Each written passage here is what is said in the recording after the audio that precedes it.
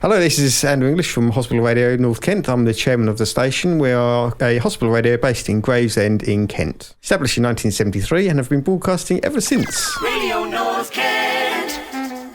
If you're listening to this, you're probably going to be doing a recording with wordplay.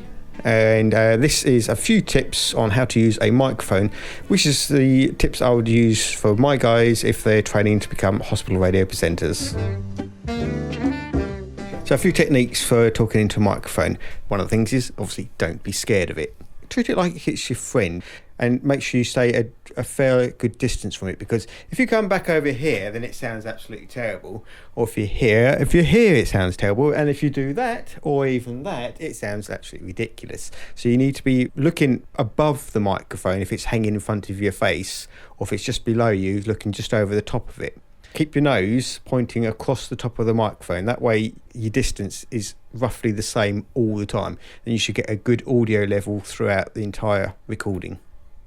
So a lot of people, when they speak, without realising, they go, which is called a pop.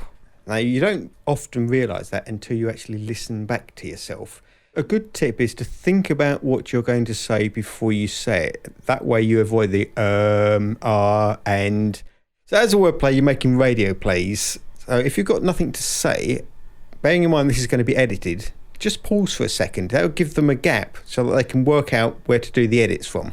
And for the final tip then, if you're reading something, don't have the piece of paper down so your head's down. You should have it up so you're above the microphone, holding at a decent distance, and then read straight from there. And then that way your volume should be the same all the way through.